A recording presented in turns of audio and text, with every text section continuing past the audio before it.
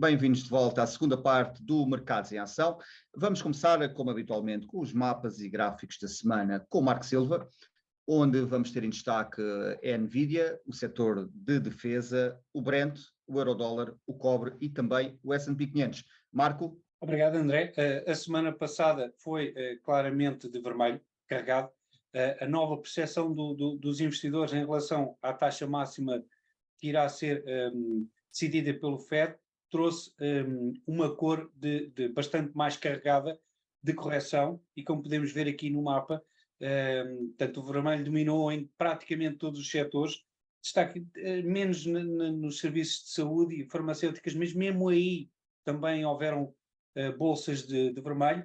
Destaque pela positiva a Nvidia, que apresentou os seus resultados e foi aqui um outlier na quinta-feira à noite. E de resto, aqui o setor do consumo defensivo, vá para Procter & Gamble, Coca-Cola, Pepsi, Colgate-Palmolive, que tiveram aqui uma prestação positiva, ou seja, aqui alguma rotação de capital para estes setores que costumam estar associados a correções no mercado. De resto, em relação ao resto do mundo, aqui a China com quedas substanciais, superiores a 10% nas principais empresas, mas não há aqui grandes boias de salvação no resto do mundo. Em relação aos setores e aos mercados, também podemos ver que o vermelho dominou. Não houve aqui um setor que se possa dizer que esteve positivo, na realidade, porque não esteve. E aqui destaque para a China, realmente com uma correção muito substancial, muito superior aos mercados emergentes em geral, muito superior aos mercados desenvolvidos.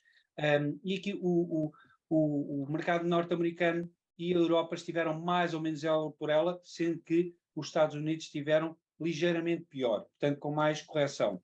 Em relação aos gráficos, podemos ver aqui o Brent que mantém aqui para já a sua trajetória de lateralização, mas aqui com o indicador técnico a subir. Portanto, poderá haver aqui um novo teste a esta linha azul, que é muito importante.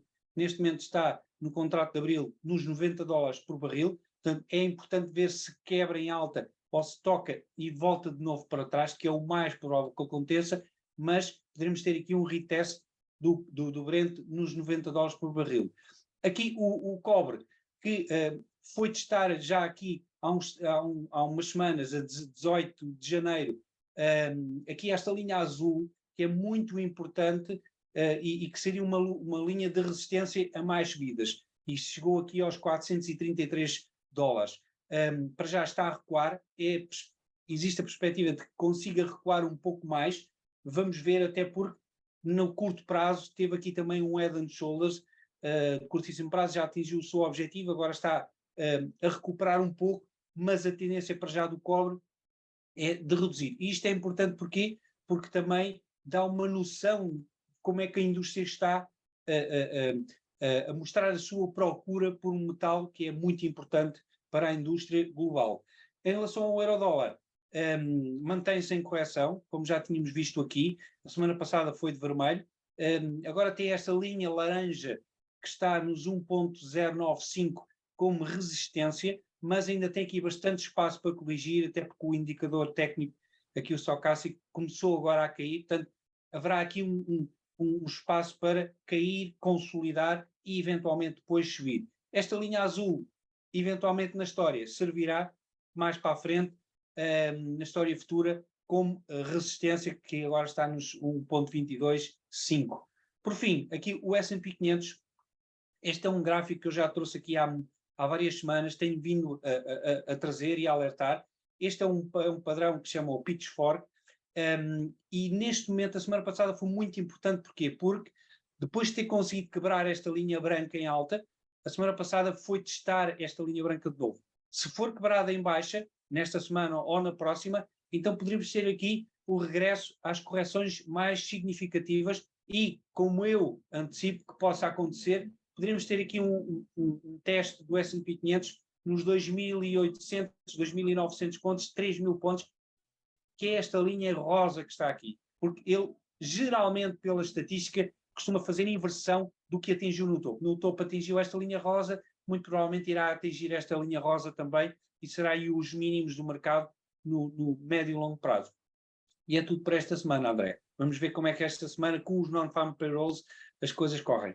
Obrigado, Marco. Nuno, olhando para o outro lado do Atlântico, para a Fed, as minutas divulgadas na semana passada da última reunião revelam que a inflação continua a ser uma preocupação, mas que parece haver aqui alguma abertura para terminar com as subidas, e também existe aqui um largo apoio para esta subida faseada, subidas de 25 pontos base, depois analisar como é que a inflação evolui entre reuniões para depois tomar uma decisão. Parece-te aqui uma abordagem cautelosa por parte da Reserva Federal norte-americana? Sim, portanto, eles entraram tarde neste ciclo de subida de taxas, como já referimos várias vezes, e agora parece que chegaram aqui a um nível em que a atividade económica começa finalmente a ceder. Portanto, as empresas, até um bocadinho como o Marco mostrou, o descontar taxas de juros mais elevadas vem prejudicar os resultados das empresas, e é isso que o mercado está a reconhecer. E as empresas começaram sim a dizer que têm preocupações com a evolução do seu negócio, algumas até já cortaram dividendos, como a Intel, que acho que foi assim a mais sonante, para tentar proteger o cash dentro das empresas, e isso são dados que a Fed vai ter que ter em consideração daqui para a frente, que é a inflação reflete a subida de preços que aconteceu atrás, mas tem um certo lag sobre os acontecimentos que estão efetivamente a acontecer no terreno. E, portanto, vai tentar medir o nível da atividade económica de uma maneira mais rápida para perceber exatamente isso, com subidas mais lentas ou até não haver subidas em algumas reuniões, se a política monetária se mantém adequada ou se é preciso fazer um ajuste, até no sentido inverso, como já muita gente referiu, que há de ser necessário no futuro baixar as taxas de juros. Mas como é que tu vês aquilo que tu referiste há bocado, que é o mais importante neste momento para Portugal, que é o tema do trabalho? Nos Estados Unidos parece que o mercado laboral continua sem dar grandes mostras de fraqueza. Vamos ver esta semana nos non-farm payrolls, mas continua, os pedidos de subsídio de desemprego continuam muito baixos para aquilo que estava à espera, e está aqui uma incógnita. O que é que se passa com a economia? Porque é que o mercado laboral ainda não deu sinais de fraqueza, e nomeadamente também as vendas a retalho, que subiram de uma forma bastante mais significativa. A economia está mais forte do que é esperado. Quando é que o mercado laboral vai ceder? O mercado laboral tem sido um dos pontos apontados pela FED como um dos pontos de medição, e a verdade é que, se acreditarmos que os dados estão totalmente corretos, existem net entre trabalhos em aberto e número de trabalhadores disponíveis desempregados, existem cerca de 5 milhões de empregos ainda que não têm trabalhador, ou seja, se todos os desempregados de repente entrassem em trabalhos, havia ainda uma falta de 5 milhões de trabalhadores. Isso pode não ser inteiramente verdade, porque há aqui alguns modelos matemáticos nestas estatísticas, mas a verdade é que parece que os Estados Unidos têm falta de trabalhadores, especialmente ao nível menos qualificado, digamos, trabalhos mais físicos e não trabalhos de secretária, de programadores, de IT, etc., que são nessa franja onde está a haver algum desemprego. Portanto, nós assistimos no primeiro trimestre de 2023, portanto, ainda não chegámos ao fim, e já existem mais desempregados na área da IT, ou mais job cuts, do que existiram na altura quando começou o Covid e não se tinha a percepção que as empresas da IT iam sobreviver tão bem. E, portanto, o que acontece é que as empresas têm estado a cortar o número de trabalhadores, mas são trabalhadores ainda administrativos, porque há muita falta de trabalhadores para atividades do dia-a-dia. Na Europa, a questão não é bem assim. As multinacionais americanas também já começaram a fazer alguns ajustes na sua força laboral europeia, mas vamos ver como é que as coisas vão reagir, porque especialmente as maiores indústrias que ainda não se pronunciaram, que são, por exemplo, a indústria automóvel, a indústria de construção, poderão ser as próximas a ser afetadas, porque esta subida das taxas de juros também mexe com o crédito para a compra de automóveis, o crédito para a compra de casas, como já referimos, e, portanto, será aqui nos próximos 6 a 12 meses que haverá a reflexão desse impacto. Nuno, olhando aqui para o mercado do petróleo, o Morgan Stanley divulgou aqui uma previsão recentemente onde aponta que a procura vai crescer e muito, mais de 30% este ano, e também que vê o preço do barril mais baixo face à previsão anterior. Como o aumento da procura, neste caso, deve-se essencialmente à reabertura da China. Consideras que faz sentido? É aqui a China que vai mexer os mercados de petróleo este ano? A China, para quem não sabe, tornou-se o maior parceiro comercial da Arábia Saudita nos últimos 12 meses e, portanto, está ativamente a comprar reservas de petróleo dos maiores produtores, seja da Rússia, porque o resto do mundo nem está a comprar da Rússia, portanto, a China e a Índia estão a beneficiar desse efeito, seja da Arábia Saudita, que, inclusive, trocam petróleo por yuans e não em dólares, portanto, estão a tentar, de alguma maneira, dar a volta aqui ao mercado que é dominado pela moeda americana.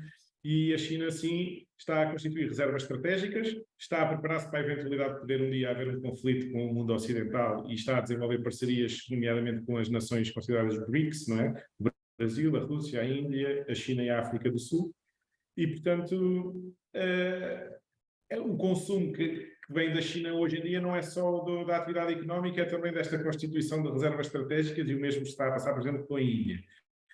No entanto, temos que ver que no mundo ocidental existe esta pressão para mudarmos para as energias consideradas renováveis, mas as coisas não acontecem de um dia para o outro e, portanto, as nações continuam a precisar de petróleo e continuam a precisar de ter reservas estratégicas de petróleo para se defenderem economicamente em caso de haver aqui algum atraso, de, sei lá, os bens que são necessários para produzir baterias, para produzir ventoinhas, etc., que se calhar estão na outra parte do mundo, que nós agora não temos tantas transações comerciais, há um choque nas cadeias produtivas quando há estas reorganizações e, portanto, a transição para a energia verde pode não ser tão rápida e isso pode levar a que as reservas de petróleo e de gás sejam estratégicas durante mais tempo do que alguns países pensaram.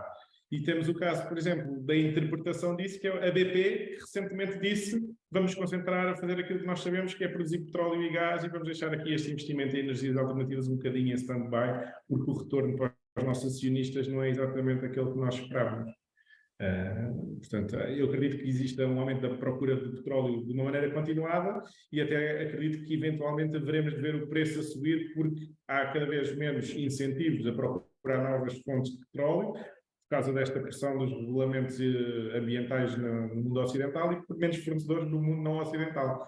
E, portanto, haverá escassez na produção. Obrigado, Nuno. Vamos agora para outro breve intervalo e regressamos já.